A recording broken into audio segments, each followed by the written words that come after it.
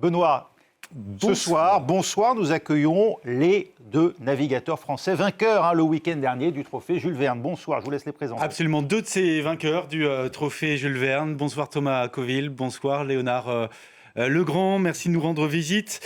40 jours, 10 heures et 45 minutes, je ne l'invente pas. C'est le temps qu'il vous aura fallu, à vous et à 5 de vos équipiers, pour boucler ce tour du monde, passant par les 3 caps mythiques, le cap de Bonne-Espérance en Afrique du Sud, le cap Lewin en Australie, le cap Horn tout à la pointe de l'Amérique du Sud, avant de remonter l'Atlantique vers le point de départ, vers la pointe Bretagne. Image de votre arrivée dimanche à la mi-journée. Un homme heureux une fois au ponton, Thomas Coville.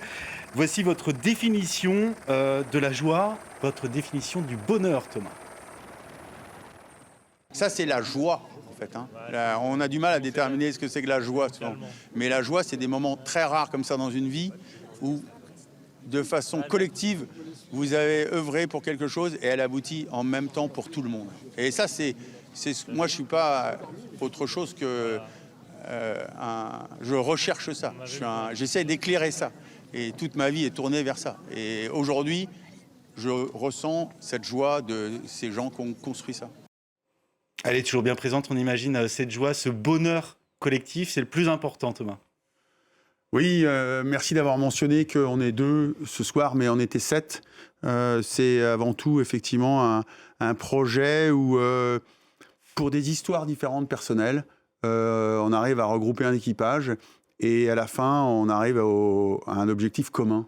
Est-ce que ce ne serait pas ça, effectivement, une définition philosophique de la joie ? En tous les cas, ça a été la mienne dimanche. C'est beaucoup de travail. Il y a tout autour de nous aussi un collectif technique.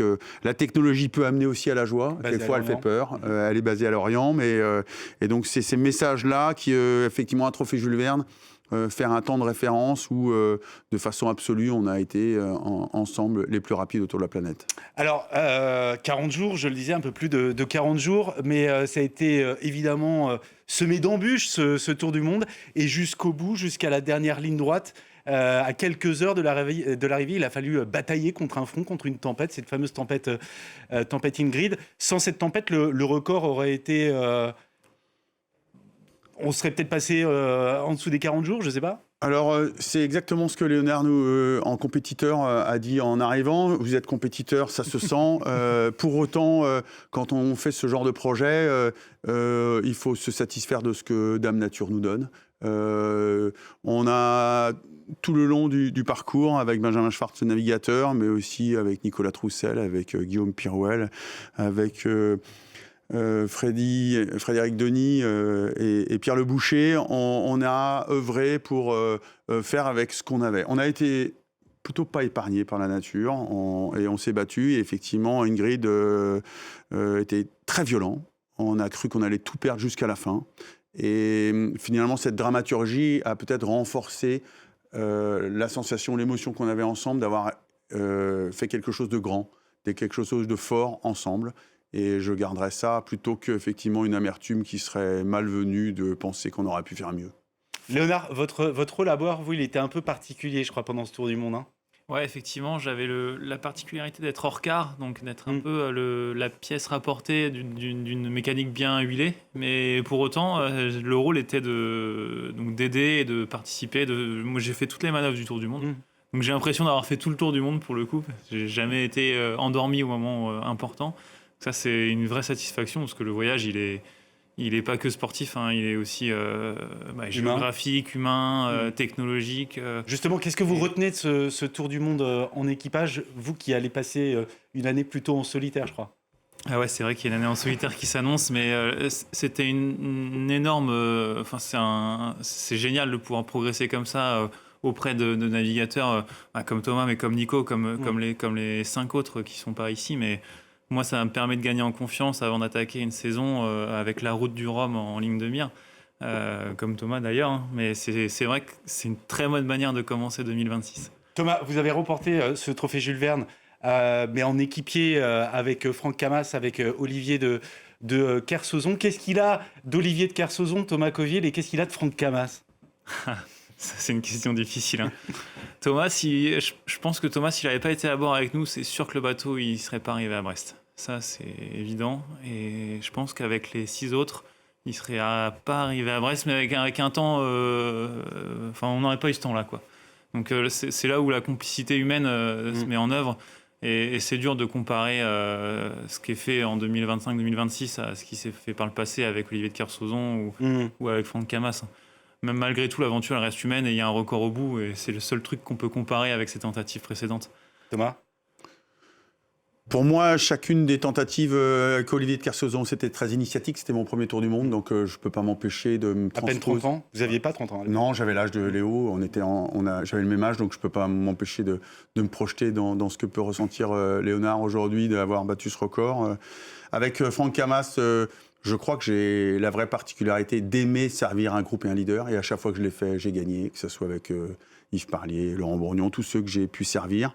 Là, d'aller chercher un groupe qui n'avait jamais fait le tour du monde, qui n'avait jamais passé le Cap Horn, et de leur dire moi, je sais que vous serez énorme, que vous avez... C'est un vrai pari, du coup. Oui, mais c'est de faire confiance, de donner sa chance à. C'est ce qu'on fait avec Léonard sur la route du Rhum, avec Sodebo, où il aura cette chance à. Et on a ce message... à cette jeunesse, pour moi, l'enthousiasme remplacera toujours l'expérience. Et je fais ce pari sur la jeunesse. Finalement, la plus grande chance des vieux, c'est la jeunesse.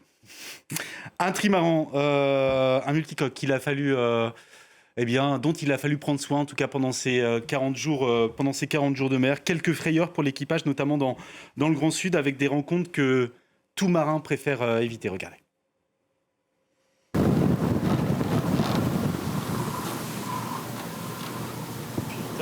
Impressionnant quand même.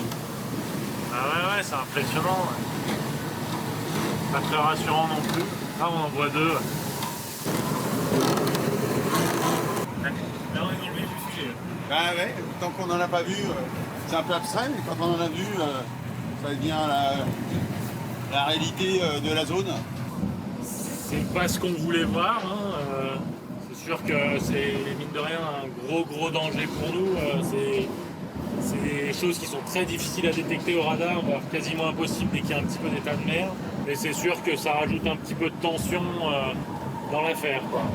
Voilà, ça rajoute de la tension dans l'affaire. Ça fait partie des moments les plus critiques de cette navigation ? Oui, à partir du moment où vous rentrez en Atlantique Sud et on passe le cap de Bonne-Espérance, ça veut dire ce que ça veut dire. On rentre dans cette zone où les glaces remontent et elles remontent de plus en plus.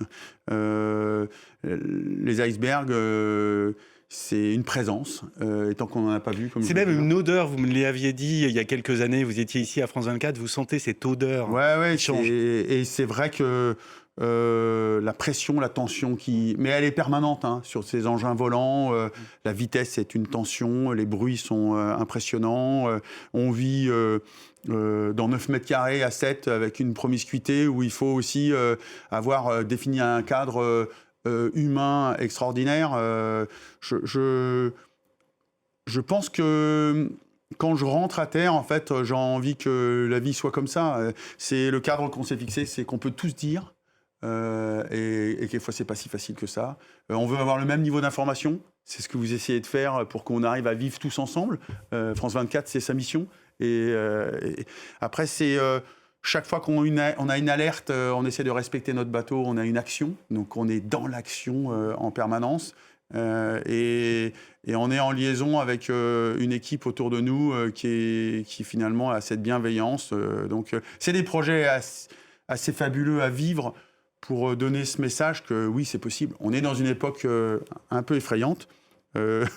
Votre reportage avant était un peu effrayant et pour autant, elle est très belle et elle mérite qu'on la vive ensemble. Léonard, vous étiez 7 à bord, mais il y a peut-être un 8e équipé, c'est le bateau. Quand on est à l'écoute comme ça pendant autant de jours, de nuits, du moindre soubresaut, du moindre bruit un peu suspect, il y a une âme aussi de ce bateau. Ah ouais. On le personnifie même, on a peur de lui faire du mal quasiment dans les conditions difficiles. On souffre pour lui. Nous, on s'y fait, mais le bateau, on n'a pas envie qu'il lui arrive quelque chose. Ouais. Et c'est l'idée d'être 7 à bord, c'est d'en prendre soin. Que c'est en dehors de notre objet pour battre le record, c'est aussi ce sur quoi on vit et on survit. Donc c'est vrai que le bateau, dans un coin de notre tête, il est vivant. Ouais. Il est bourré de technologie, ce bateau. Il y a eu des innovations, notamment le cockpit qui a été placé en avant du mât pour gagner en visibilité, pour que ce soit aussi les plus confortables pour l'équipage. Alors, pour le confort, je ne sais pas si ça a amélioré les choses. En tout cas, c'était pour centrer les masses. On fait des paris audacieux. On ne sait pas si ça va marcher. Comme quand on part ensemble. Là, c'est vraiment un voyage qui s'est passé tous les 7 où on a vécu quelque chose de fort. Mais quand vous partez, rien n'est écrit à l'avance que ça va fonctionner. Et il va continuer à évoluer, on imagine, ce bateau-là. Tout à fait. Pour la route du Rhum, on a une nouvelle, en fin d'année. une nouvelle vision de comment va être le vol, comment on va maîtriser ce vol, en solitaire cette fois-ci. Le vol expliqué, Thomas, parce qu'il y a ces fameux foils, ces appendices, là, bâbord et tribord, qui lui permettent de se hisser hors de l'eau. Voilà, avant les bateaux étaient en fait sur l'eau avec une quille, et donc on appelle ça archimédien. Et là, depuis qu'on a des foils, on décolle de l'eau, et donc la friction qu'il y a dans l'eau est divisée par 10. Et du coup, ça nous permet d'atteindre. Là, on était presque à 30 nœuds de moyenne sur tout le tour du monde, ce qui est magique et incroyable. Avec des pointes à on a des chiffres à 48, 49 nœuds, presque 50. Donc c'est du 85 km/h aux alentours de ça pour que les gens Tout à fait. matérialisent cette... Absolument, ces vitesses-là. Très vite, vos prochains rendez-vous, vos prochains défis à vous, Thomas et Léonard? Moi, c'est un défi de taille.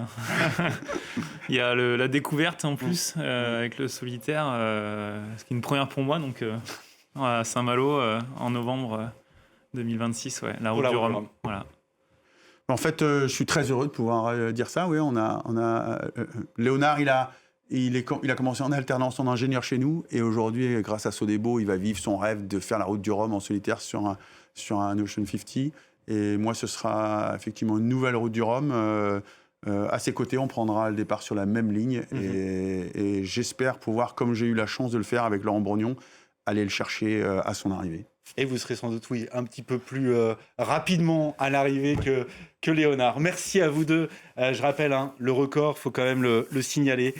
40 jours, 10 heures et 45 minutes pour boucler un tour du monde à la voile. C'est beau. Merci, messieurs, de nous avoir rendu visite. Un peu de repos avant de repartir en mer. Merci à vous. J'avais une question sur le repos. Vous avez touché l'eau depuis ce week-end ou plus du tout?